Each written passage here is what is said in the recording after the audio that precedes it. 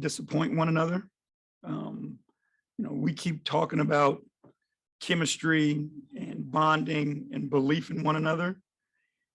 And like, it was on full display tonight. And that's the only way you can explain it. There's no basketball reason we should have won that game. But there was a collective spirit that refused to allow us to lose that game. And, that's what we keep talking about is brewing in that locker room. Now, don't get me wrong, guys made some, critical plays and carried their weight, but like, it's the spirit of that basketball team that has that fight in them that won't give up. I'll talk about the individual highlights for players, but defensively, what you guys were able to do in the second half. What was the difference from first half to then? Well, I mean, I think we had a bad second quarter. The first quarter, they scored 20 points. I think our offense let us down then. But, I thought we just had one bad quarter defensively. But, our guys, like fourth quarter, we gave up 15 points. We were physical with them. We played through adversity. There were some calls that didn't go our way. And instead of giving in and allowing the officials to dictate the game, our guys continued to compete and continued to scrap and gave themselves a chance to win in the end. Looking at the box score and Jetty Osman, just the 9 points that he had, but they were in the second half. May have been in the fourth quarter. What was his presence on the floor for you guys? He made shots when we needed them, and he made threes. I thought, we had a bunch of open looks. They didn't go down, but when the moment called for it, those were momentum changing shots. And again, Jetty's been playing great basketball for us.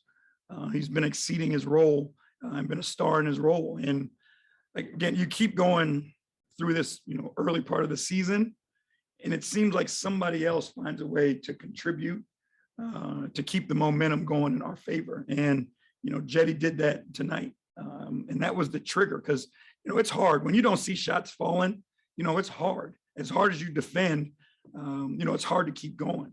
But once you feel that and the crowd got in the game, it gave us the momentum to continue to push. Congratulations, you have Evan Mobley. Yeah. 19 points for him, 8 rebounds, but the block even in a critical moment. What stands out to you about his impact tonight, but also just how he continues to elevate? Yeah, I mean, it's the will to win basketball games. And that's literally the only thing that matters to him is, how do I help this team win? And, not only was it the block, but it's the free throws, it's the baseline jumper, it's the post move to get to the finish. It was an array of different things. And then, at the end of the game, we had him on Jason Tatum. Now we put him on the other team's best player. Like, whatever it takes to win, he's willing to do it. And he's not satisfied with these small victories or these small moments. Like, he understands what he wants long term. And he understands that in order to get there, you got to do it every night. And he didn't start out blazing. He was working his way through it in the first half. But then as the game kept going, he found his way. And then when it was clutch time, he stepped up big. Jody, you guys what went into your decision after you had that one group running with Denzel Valentine, and after a timeout in the fourth quarter, you just ran with it and kept going with it. What was your thought behind that? I thought they were scrapping. I thought Denzel, having been a guy who hadn't gotten a ton of minutes, but I know his makeup. I know where he comes from. Like, those guys from Michigan State, they've got a grit and a toughness to them. And I thought that's what we needed. We needed some energy. Our guys were a little sluggish to start with, obviously because of, how many games we played and all those things. And Denzel was fresh. And I knew that he would bring that level of competition because of his character and his makeup. And he was able to help us. You all right, Jay? Yeah, I'm good. You want to do this together? Yeah, go on. Just real quick, I think Ricky came in with 9:30-ish to play in the second half, and you rode him the whole way. I mean, he was helping. Yeah. And, just have so much trust and belief in his desire to help teams win. And I mean, again, it paid off tonight. But you just like, there is something special about him. And when it comes to impacting winning, he doesn't have to shoot it great. He doesn't have to, get the stats or the numbers. But he somehow impacts winning no matter what when he's on the floor. And, again, I told him we got tomorrow off. So he was going to finish. All right. Thank you. Evan Damerall, Facebook News. JB, your team leads the league in dunks by a considerable margin. You've talked about how you want to evaluate this team maybe 10, 15 games in.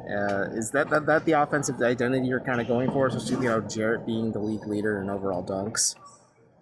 I mean, we want to put pressure on the rim. And however we can do that, we'll take it. We've got Jarrett as an elite lob threat. And when you put that much pressure on the rim, defensives get concerned. I mean, even if it's only 2 points, it's an emphatic 2 points, and defenses don't like that. So then they start to collapse, and then we end up with wide open threes. But we got guys that we feel like can dominate the paint. So that's our objective. Is offensively, we want to dominate the paint as best we can. And it goes hand in hand, though, because like tonight the crowd was really feeding off that lob pass from the three. But you got to be honest with me. Was that what you guys kind of had planned up, to have Ricky throw a lob in the closing moments to take the lead? No, not at all. But he read the defense, and that was the thing, is like they were switching a bunch of stuff, and they were trying to rotate to get people back in place to put a bigger guy on our guys who have been effective in the post. And they overhelped to the strong side. Ricky saw Jarrett on the backside and threw that lob to him. Christian. Coach Christian Hinton, WKSU. Past years, this is a game that maybe you guys lose. What's the biggest difference that stands out maybe this year? And then after coming back from 19 points, what does this say about your team just for the rest of the season overall? I mean, to me, the difference is the experiences that we've shared as a group. To me, it's, the commitment and buy-in to the team, and everybody wants to do their job to the best of their capabilities, and they don't want to let each other down. That's first and foremost. Like, they're working for each other, and they're doing the dirty work for each other. They're protecting each other. So that's the thing that I think is most is the difference. Is we're heading in the right direction, but as the rest of the year goes, we'll say it over and over again. Every game is a new test, and we've got to do it every night. We're not going to win every game, but we need to compete and scrap the way that we've been competing and scrapping, and put the pressure on our opponent to match us or beat us. And then it seems like players like Chetty or even Darius have been really fitting into their molds. I mean, just over the past couple of years, and especially this year, it seems like that's really clicking for them. Is there something specifically and why that's happening? I mean, I think one, they work their tails off on their craft. Two, they care about this team. And I think what we've started to find is, some consistency in our roles. I think the past couple of years since I've been here anyway, we've had a lot of changing roles because of injuries and different circumstances and things like that. But I think right now, we've created an identity, and the guys that bought into that. So they're just laying it on the line for that to be who we are. Thank you. John. Hey, Coach. John Rutter, 92.3 The Fan.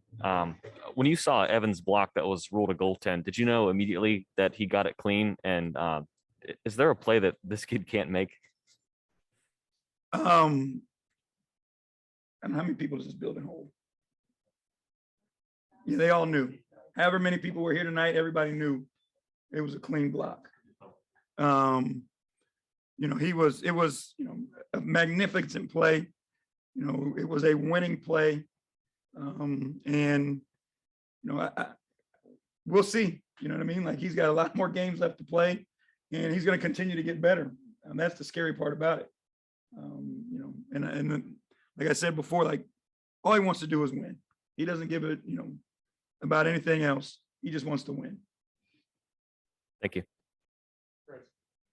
Chris Fedor, Cleveland.com. Hey, JP. No surprise. What led to the turnaround in the fourth quarter? I mean, again, it's hard to put into basketball sense.